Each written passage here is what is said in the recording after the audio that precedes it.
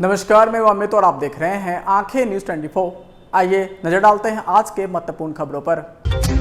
गया जिले में नक्सलियों के गढ़ में होगा मतदान, पुलिस ने कसी कमर। दिल्ली के मुख्यमंत्री अरविंद केजरीवाल की गिरफ्तारी से बौखलाया विपक्ष। टूट के कगार पर महागठबंधन, कांग्रेस के वरिष्ठ नेता ने दिए संकेत। कॉलेज में इंटर की पढ़ाई बंद करने के निर्देश के बाद फूटा विद्यार्थियों का गुस्सा।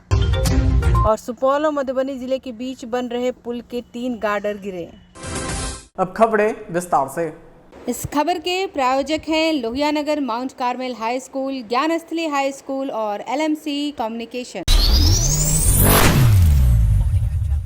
लोकसभा चुनाव के मद्देनजर गया के SSP आशीष भारती ने अपर पुलिस अधीक्षक अभियान और मंडल पुलिस पदाधिकारी इमामगंज, छकरबंधा थानाध्यक्ष और अन्य पुलिस बल के द्वारा जिले के सुदूरवर्ती नक्सल प्रभावित छकरबंधा थाना के अनबरल सलैया गांव का जायजा लिया। इस दौरान उन्होंने 2024 लोकसभा चुनाव अनबरल सलैया गांव में स्थित मतदान भवन में कराने का निर्णय लिया और कहा कि जिला पुलिस अनबरल सलैया में मतदान कराने को लेकर प्रतिबद्ध है।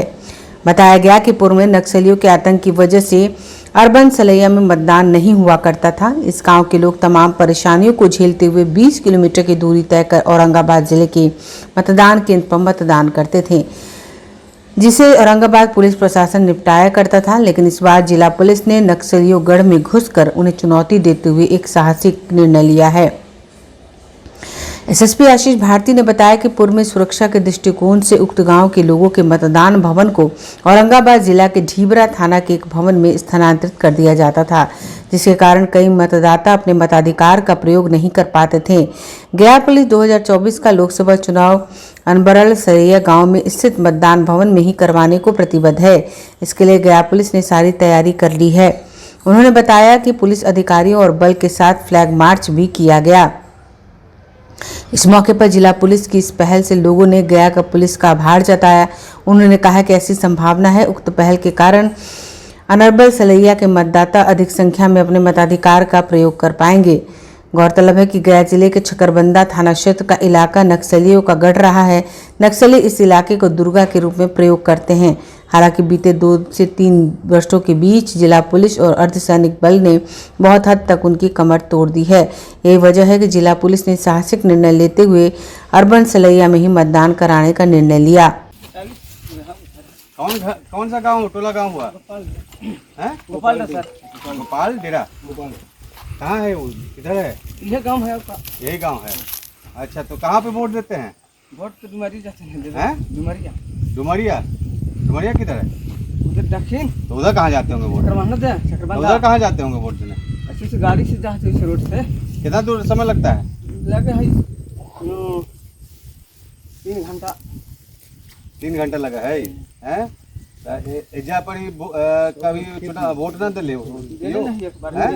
कब? मुखिया जी वाला चुनाव में दिल्ली है? कितना साल पहले? 4-5 साल पहले। तो पिछला 19 में चुनाव में कहाँ वोट देवे ला? तो छकरबंधा के सर। छकरबंधा में कहाँ? यहाँ से देते? कुछ कहते औरंगाबाद में, ढिबरा में? ना, ढिबरा में नहीं, डुमरिया थाना में पड़ा है। नहीं, डुमरिया थाना नहीं, मतलब वोट कहाँ देने गए थे साहब, ये पूछ रहे हैं। डुमरिया थाना में ही ना पड़ा है, छकरबंधा थाना में पड़ा है। छकरबंधा थाना में? हाँ, छकरबंधा थाना में पड़ा है। तो कहाँ वोट दिलू हल? वोट तो हूँ 2 बार दिले जाके। छकरबंधा? अच्छा, पहले यहाँ से छकरबंधा में पड़ा है वोट है? तो 19 में हमने सब कोई कह कि यहाँ ढिबरा में पड़ा है ना? ढिबरा में औरंगाबाद जिला में। हाँ, और ढिबरा तो औरंगाबाद जिला, लेकिन यहाँ के वोट हुआ के स्कूल में कहीं पे बात किया जा रहा? ढिबरा वाला स्कूल में ना, हम ही एक बार दिले। कब? कितना साल पहले?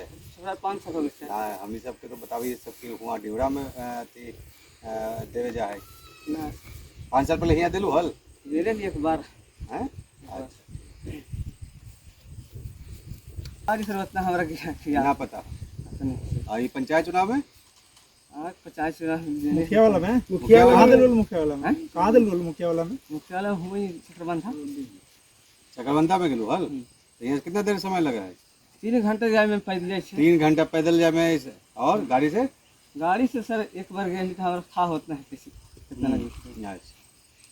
कि हुआ छकरबंधा जाके कि ढिबरा में जाके? ना, हियर दिया तो हिया दे देते ज्यादा ठीक रहते। हैं तो यही वोटिंग करा दे हो। दिल्ली के मुख्यमंत्री अरविंद केजरीवाल की गिरफ्तारी के बाद इंडिया गठबंधन में शामिल घटक दल प्रधानमंत्री नरेंद्र मोदी पर निशाना साध रहे हैं। बता दें कि राजद के प्रवक्ता एजाज अहमद ने कहा कि प्रधानमंत्री नरेंद्र मोदी विपक्षी दल के गठबंधन से डर गए हैं, इसलिए एजेंसी को उपयोग कर रहे हैं। मोदी की गारंटी पूरी तरीके से फेल है। ये इसलिए करवा रहे हैं कि पहले हेमंत सोरेन की गिरफ्तारी करवाया, फिर अब अरविंद केजरीवाल का लोकसभा चुनाव में इनको पता चल जाएगा। भारतीय जनता पार्टी को इस बात का डर है कि इंडिया गठबंधन और विपक्षी दल जिस मजबूती के साथ मोदी को मुद्दों के आधार पर घेरने में सफल रहे हैं और आमजन मोदी के नेतृत्व पर अब विश्वास नहीं कर रहे हैं। मोदी के खिलाफ जिस तरह से जनता में गुस्सा है, जिस तरह से लोग मुद्दों के आधार पर भारतीय जनता पार्टी और केंद्र सरकार से सवाल पूछ रहे हैं, उन सवालों का जवाब इनके पास नहीं है। इसीलिए ये एजेंसियों के माध्यम से एजेंसियों को कहीं ना कहीं अपने राजनीतिक हित में इस्तेमाल करके विपक्षी दलों को निशाने पर रख करके अपना राजनीति साधना चाह रहे हैं। इससे पहले झारखंड के मुख्यमंत्री हेमंत सोरेन जी को गिरफ्तार किया गया और आज अरविंद केजरीवाल जी की गिरफ्तारी। भारतीय जनता पार्टी के नेता इस बात के लिए जवाब क्यों नहीं देते हैं कि जिस अजीत पवार के संबंध में प्रधानमंत्री जी ने कहा था कि देश का सबसे भ्रष्टाचारी, देश के अंदर 72,000 करोड़ के घोटाले का आरोपी, और किन किन शब्दों से उन्हें अलंकृत किया था, लेकिन जैसे ही वो भारतीय जनता पार्टी के खेमे में शामिल होते हैं उन्हें महाराष्ट्र का डिप्टी सीएम बनाया जाता है और उस भ्रष्टाचारी को भारतीय जनता पार्टी अपनी वॉशिंग मशीन में ले जा करके सदाचारी और शिष्टाचारी बनाने का काम करती है। भ्रष्टाचार के मामले पर भारतीय जनता पार्टी का दोहरा पैमाना और दोहरा दृष्टिकोण स्पष्ट रूप से दिख रहा है। जो भारतीय जनता पार्टी के साथ एजेंसियों के डर से चले जाते हैं, उनको ये वॉशिंग मशीन में ले जा करके भ्रष्टाचारी को सदाचारी बनाते हैं, और जो इनके खिलाफ मुखर होकर के, जो इनकी नीतियों का मुखर होकर के विरोध करता है, उनको एजेंसियों के माध्यम से पहले डराने का काम करते हैं। जब इनके साथ वो नहीं जाते हैं तो उनको एजेंसियों के इस्तेमाल से गिरफ्तार करवाने का काम करते हैं। समाचारों में वक्त हो चुका है एक छोटे से अंतराल का। I am Shalini Singh, principal of Ludhiana Mount Carmel School. Here in our school, we give best education and good environment to our students, where they can learn well. We provide here well-equipped lab, well-equipped, well-stocked library. We have here well-trained teacher also. We have a sports playground for cricket, volleyball, football, and also provision for indoor activities. So we have here security system, information and communication technology. So we have all facilities here in our school where students feel comfortable and secure.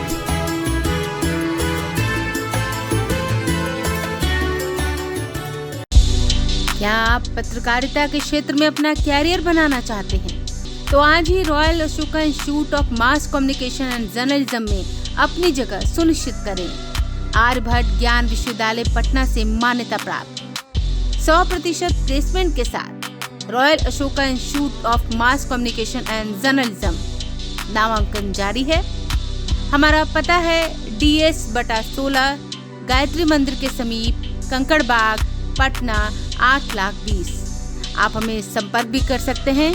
हमारा mobile number है 9955456126। Break के बाद आपका फिर से स्वागत है। पूर्व राज्यपाल कांग्रेस के वरिष्ठ नेता औरंगाबाद से कांग्रेस के संभावित प्रत्याशी निखिल कुमार ने लालू यादव पर बड़ा हमला बोला है। उन्होंने लालू यादव पर सीधे तौर पर आरोप लगाया कि लालू प्रसाद यादव बिहार में गठबंधन का मजाक उड़ा रहे हैं और गठबंधन नीति के खिलाफ चल रहे हैं। निखिल कुमार ने कहा कि इस तरह से उम्मीदवारों की घोषणा बिना सीट घोषणा से पहले करना निश्चित तौर पर गलत है और इससे गठबंधन पर असर पड़ेगा। उन्होंने चेतावनी दी कि अगर यह नहीं रुके तो फिर कांग्रेस गठबंधन को लेकर भी आगे सोचेगी। निखिल कुमार ने कहा कि बिना किसी राय मशवरा के कांग्रेस के जिस तरीके से उम्मीदवार तक की घोषणा की गई यह बिल्कुल गलत है। उन्होंने कहा, गठबंधन राजनीति में बातचीत के बाद ही कोई फैसला होता है, लेकिन लालू प्रसाद यादव सीधे तौर पर अपने फैसले ले लिए हैं, जो बिल्कुल गलत है। निखिल कुमार के आरोप से बिहार की राजनीति में खलबली मच गई है। बाद में भी उन्होंने अपने नाम की घोषणा कर दी। लालू जी को अच्छे से पता है कि ये गठबंधन है हम लोगों का। ये गठबंधन ऐसा है जो 2019 में भी था, तो सिचुएशन वही है जो 2019 में थी। तो उस समय हम लोगों को 9 सीटें मिली थी। इस वक्त इस साल भी कोई वजह नहीं है कि 9 सीटों से कम मिले हम लोगों को। अगर इससे कम मिलने की बात कर रहे हैं तो हमारे साथ जो समझौते की बात चल रही थी वो पूरी होनी चाहिए। हम लोग को एक समझौता करना चाहिए और किस आधार पर सीट की कटौती होगी या नहीं होगी वो तय होना चाहिए। ऐसा कुछ हुआ नहीं है और अगर घोषणा हो रही है राजद की तरफ से तो वो जो हमारे अलायंस का धर्म है उसका उल्लंघन है, क्योंकि उनको चाहिए था हम लोगों के साथ बैठ करके एक जॉइंट प्रेस कॉन्फ्रेंस में इस बात की घोषणा करनी। और वो कहते हैं कि अगर समझते हैं कि उनका कैंडिडेट जीत जाएगा, कांग्रेस कैंडिडेट नहीं जीतेगा, तो उनको 2 बातों का ख्याल रखना चाहिए। उन्होंने अपना कैंडिडेट पिछले साल ही खड़ा किया था, एक किस्म का प्रयोग था वो, और एक ऐसा कैंडिडेट उन्होंने इसके पहले भी 2009 में खड़ा किया था। दोनों बार वो हार गए थे और बुरी तरीके से हारे थे। इस बार भी अगर वो अपना कैंडिडेट खड़ा करेंगे तो वो सही नहीं होगा और उनको वही कैंडिडेट चुनना है, चाहे उनका हो चाहे हमारा हो, आम सहमति से चुना जाना चाहिए। वो आम सहमति है नहीं इसमें। तो ये तो जो अलायंस का धर्म होता है उसका उल्लंघन है। अपने साथ बैठ करके उनको बात करनी चाहिए, बैठ करके एक सहमति बनानी चाहिए। सहमति नहीं बनेंगे तो फिर देखा जाएगा अलायंस का क्या असर। बाद में भी उन्होंने अपने नाम की घोषणा कर दी। लालू जी को अच्छे से पता है कि ये गठबंधन है हम लोगों का। ये गठबंधन ऐसा है जो 2019 में भी था, तो सिचुएशन वही है जो 2019 में थी। तो उस समय हम लोगों को 9 सीटें मिली थी। इस वक्त इस साल भी कोई वजह नहीं है कि 9 सीटों से कम मिले हम लोगों को। अगर इससे कम मिलने की बात कर रहे हैं तो हमारे साथ जो समझौते की बात चल रही थी वो पूरी होनी चाहिए। हम लोग को एक समझौता करना चाहिए और किस आधार पर सीट की कटौती होगी या नहीं होगी वो तय होना चाहिए। ऐसा कुछ हुआ नहीं है और अगर घोषणा हो रही है राजद की तरफ से तो वो जो हमारे अलायंस का धर्म है उसका उल्लंघन है, क्योंकि उनको चाहिए था हम लोगों के साथ बैठ करके एक जॉइंट प्रेस कॉन्फ्रेंस में इस बात की घोषणा करनी। और वो कहते हैं कि अगर समझते हैं कि उनका कैंडिडेट जीत जाएगा, कांग्रेस कैंडिडेट नहीं जीतेगा, तो उनको 2 बातों का ख्याल रखना चाहिए। उन्होंने अपना कैंडिडेट पिछले साल ही खड़ा किया था, एक किस्म का प्रयोग था वो, और एक ऐसा कैंडिडेट उन्होंने इसके पहले भी 2009 में खड़ा किया था। दोनों बार वो हार गए थे और बुरी तरीके से हारे थे। इस बार भी अगर वो अपना कैंडिडेट खड़ा करेंगे तो वो सही नहीं होगा और उनको वही कैंडिडेट चुनना है, चाहे उनका हो चाहे हमारा हो, आम सहमति से चुना जाना चाहिए। बिहार शिक्षा समिति पटना के द्वारा जारी निर्देश के आलोक में राज्य के विभिन्न विश्वविद्यालय में अवस्थित अंगीभूत और डिग्री महाविद्यालय में वर्तमान में संचालित इंटर स्तर की पढ़ाई को समाप्त कर दिए जाने की घोषणा की गई है। इसी को लेकर छात्रों का प्रदर्शन लगातार जारी है। इसी के तहत खगड़िया के एमडी कॉलेज में 12वीं के सैकड़ों की संख्या में पहुंचे छात्र छात्राओं ने सूचना प्राप्त होते ही उग्र होकर विभाग से जारी निर्देश पर नाराजगी जताई। उपस्थित छात्राओं ने कहा कि सेशन के बीच में अचानक इंटर स्तरीय पढ़ाई बाधित करने से उनका वर्तमान वर्ष की पढ़ाई और समय व्यर्थ हो जाएगा। अचानक किसी अन्य इंटर स्तरीय विद्यालय में आसानी से नामांकन असंभव है और आसपास के विद्यालय में सीट फुल होने की सूचना से काफी परेशानियों का सामना करना पड़ेगा। प्राचार्य डॉक्टर अरविंद कुमार शर्मा ने बताया कि अकादमिक सत्र 1 अप्रैल 2024 से सभी उच्च माध्यमिक विद्यालयों में इंटर स्तरीय पढ़ाई शुरू करने की स्वीकृति शिक्षा विभाग के द्वारा दे दी गई है और महाविद्यालय में 1 अप्रैल से इंटर की पढ़ाई पर रोक लगाई गई है। सत्र 2023 से 25 के लिए 11वीं कक्षा में नामांकित छात्राओं के पठन पाठन हेतु वैकल्पिक व्यवस्था हेतु नए नियम बहुत जल्द जारी किए जाने की संभावना जताई है। हटाया जाना यहाँ से ना नहीं, यहाँ से सरकार का जो आदेश है उनका जो नोटिफिकेशन आया है जी उसी के आधार पर सब कुछ हो रहा है जी। इसमें हम लोगों का अपना कुछ ये नहीं है। जब सरकार चाहेंगे फिर कि नहीं इस साल तक बच्चे को रहने दिया जाए तो फिर हम लोग उसको फॉलो करेंगे। सरकारी आपके बड़ी अधिकारी द्वारा क्या आप लोग को निर्देश मिला हुआ है? निर्देश यही मिला हुआ है कि 11th में बच्चा 12 में जब जाएंगे यहाँ से तो नज़दीक के कोई भी स्कूल में जहाँ पर इंटर की पढ़ाई होती है वहाँ पर जाकर के अपना नामांकन पुनः करा देंगे। अब यहाँ पे इंटर की पढ़ाई नहीं होगी? नहीं, यहाँ से इंटर पढ़ाई इस वर्ष से समाप्त हो बंद। चुकी है। अच्छा, तो एक किस तरह से किया गया था? आपको लगता है कि कहीं पे आसानी से एडमिशन इन लोग का हो जाएगा?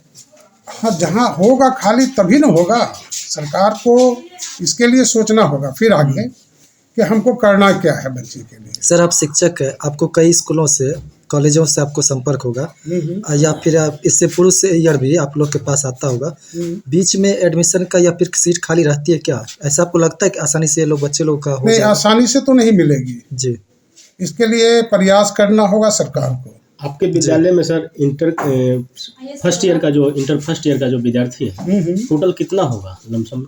हमारे यहाँ वैसे सीट जो है साइंस में 512 है जी और आर्ट्स में भी 512 है, लेकिन हमारे यहाँ साइंस में सीट फुल हो जाती है और आर्ट्स में जो है आपको लगभग 70 स्टूडेंट है। टोटल कितना है? लगभग 600। साइंस कॉमर्स आर्ट्स सब मिला के? नहीं, कॉमर्स हमारे यहाँ नहीं है अभी, सिर्फ साइंस और आर्ट्स की बात मैं कर रहा हूँ। 600 है। जी सर, चंदन कुमारी। घर कब आपका? जी मरैया। ये कौन सा कॉलेज है? जी कैमडी कॉलेज है। क्या समस्या है आप लोग के पास? सर दरअसल बात ऐसा है कि हम लोग यहाँ पे मतलब 11th पढ़ चुके हैं और 12th में ऐसा हो रहा है कि हम लोग को यहाँ से निकाला जा रहा है और सर कहीं भी नाम लिखाएंगे तो हम लोग को ऐसा होना चाहिए कि वहाँ सीट ज़रूर होना चाहिए। तो सर हमको कहीं सीट नहीं मिलेगा तो हम लोग कहाँ कॉलेज में जाएंगे? तो सर प्रॉब्लम ऐसा है कि अगर हम लोग को निकाल दें, ये रूल है, तो हमको सीट दीजिए। 11वीं की पढ़ाई आप लोगों ने यहाँ से किया? Yes sir. परीक्षा भी दिया हुआ? Yes sir. 12वीं में ऑटोमेटिक अपने आप आपको यहाँ से निकाल रहा है? Yes sir. कोई आप लोग साथ कोई बदमाशी या लापरवाही कोई कहीं कुछ नहीं है? No sir. इसका पूर्व कोई जानकारी भी नहीं आप लोग मिला था? क्या काज कर रहा है?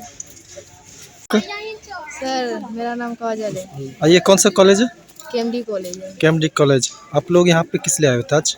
सर इसलिए आए थे कि मतलब वहाँ से आदेश आया कि हम लोग को 10+2 में मतलब एडमिशन लेना है, तो वहाँ अगर एडमिशन करवाने जाएंगे तो वहाँ सीट रहेगा तब ना करवाएंगे जी। लेकिन वहाँ सीट नहीं है तो हम लोग कहाँ जाएंगे? अगर ये कानून लागू करना था उसको तो 1 साल पहले करवाते, 1 साल बाद करवाते। हम लोग कहाँ पे जाएंगे? यहाँ पे भी मतलब ड्रेस सब कुछ ले लिए सर, हम लोग कहाँ जाएंगे? तो आप लोग को यहाँ पे नामांकन नहीं मिल रहा है? नहीं मिल रहा है सर, बोले कि ETC लो और जाओ। हम लोग कहाँ पे जाएंगे? अगर कहीं जाएंगे तो वहाँ सीट रहेगा तब ना हम लोग 11वीं की आप लोग की पढ़ाई यहाँ पे हुई है? हाँ यस सर हुई है। 12वीं में अपने आप एकाएक आपको हटा रहा है? हाँ यस सर। वो भी एग्जाम देने। सुपौल के बकौर मधुबनी जिले के भेजा के बीच बन रहे पुल के 3 गार्डर आज सुबह गिर गए। इस हादसे में एक मजदूर की मौत हो गई। स्थानीय लोगों का कहना है कि 10 से ज़्यादा मजदूरों को निकालकर अस्पताल भेजा गया है। घायल मजदूरों का इलाज हो रहा है। 4 अभी भी मलबे में दबे हैं। SDRF और NDRF की टीमें मौके पर पहुंचकर रेस्क्यू कर रही है। बताया जा रहा है पुल का एक हिस्सा कोसी नदी में गिर गया। हालांकि गार्डर जहां गिरे वहां पानी नहीं था। बता दें यह देश का सबसे लंबा पुल बन रहा है जो केंद्रीय परिवहन और राजमार्ग मंत्रालय की ओर से 1200 करोड़ की लागत से बनाया जा रहा है। इसकी लंबाई 10.2 किलोमीटर से ज़्यादा है। अप्रोच रोड मिलाकर पुल की कुल लंबाई 13.3 किलोमीटर होगी। पुल का निर्माण 2023 तक पूरा होना था, लेकिन कोरोना और बाढ़ के कारण पुल निर्माण का समय बढ़ गया। डीएम कौशल कुमार की ओर से पत्र जारी कर जानकारी दी गई कि 10.2 किलोमीटर लंबे निर्माणाधीन पुल का हिस्सा गिरा। जो गार्डर गिरा है उसकी लंबाई 60 मीटर है।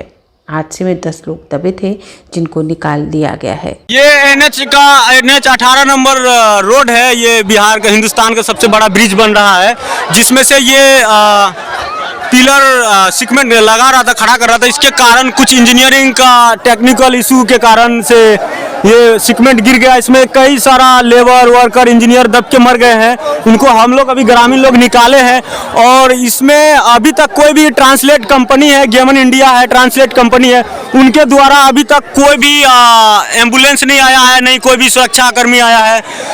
अभी जो भी हम सब तमाम ग्रामीण सब इसको मरीज को वर्कर को निकाले हैं। ये पुल जो है बहुत बड़ा ही बनते जा रहा है और यहाँ पे कोई भी सुरक्षा नहीं है, कोई भी सेफ्टी नहीं है। इसमें हम ही लोग ग्रामीण लोग पूरा इनको निकाल करके पूरे बाहर भेजे, हॉस्पिटल गया है ये चचार के जरिया से, और एम्बुलेंस कंपनी का अभी तक कोई भी एम्बुलेंस नहीं आया है। यहाँ पे हमारा जितने भी ये सब ग्रामीण लोग हैं ये सब निकाले हैं, हम लोग निकाले अपने आँख से, वर्तमान देखे अभी खेल रहे थे हम लोग क्रिकेट ये बालू पे, तो देखे हैं अभी हम ही लोग इसको निकाले, हमारा ग्रामीण लोग निकाला है और अभी तक कोई भी कंपनी का सुरक्षा या कोई भी एम्बुलेंस अभी तक नहीं आया है। ये देखिए इसके अंदर बहुत सारा मर गया। हमारे पिछले वीडियो में भी बहुत सारा जख्मी घायल आदमी यार को निकाले, वो सब भी वीडियो है, सीन है, वो सब आपको लाइव टेलीकास्ट करेंगे। ये अभी NH18 का ब्रिज है, ये अभी गिर गया है, इसमें बहुत सारा नुकसान हुआ है। अभी जस्ट कितना सारा आदमी मर गया है, इसमें से हम कई आदमी को हम लोग निकाले हैं। ये देखिए खून से ब्लड हुआ है, पूरा आदमी दब गया है, ऊपर से सीमेंट टूट करके नीचे गिर गया है। ये देखिए आदमी लोग ऊपर मारा पड़ा हुआ है।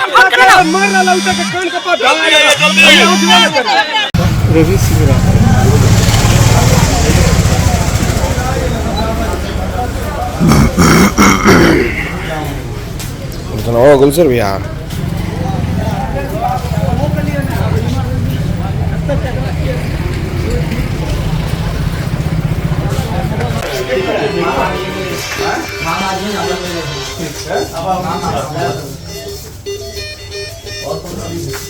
अगर आप भी अपने दुकान, प्रतिष्ठान, school, college, coaching centre, restaurant, cafe का विज्ञापन देना चाहते हैं, वो भी किफ़ायती दर पर, तो आंखें न्यूज़ 24 लेकर आया है आपके लिए एक सुनहरा मौका। आंखें न्यूज़ 24 न्यूज़ पोर्टल की दुनिया में बिहार का सबसे उभरता हुआ चैनल, जहां बिहार झारखंड से जुड़े तमाम बड़ी खबरें देखने को मिलती है। तो देर किस बात की, आज भी जुड़े आंखें न्यूज़ 24 के साथ। संपर्क करें हमारे व्हाट्सएप नंबर 8935876430 पर। क्या आप पत्रकारिता के क्षेत्र में अपना कैरियर बनाना चाहते हैं? तो आज ही royal Ashoka institute of mass communication and journalism में अपनी जगह सुनिश्चित करें। आर्यभट्ट ज्ञान विश्वविद्यालय पटना से मान्यता प्राप्त 100% प्लेसमेंट के साथ royal Ashoka institute of mass communication and journalism नामांकन जारी है। हमारा पता है DS/16 गायत्री मंदिर के समीप, कंकड़ बाग, पटना 8,20,000। आप हमें संपर्क भी कर सकते हैं। हमारा मोबाइल नंबर है 9955456126।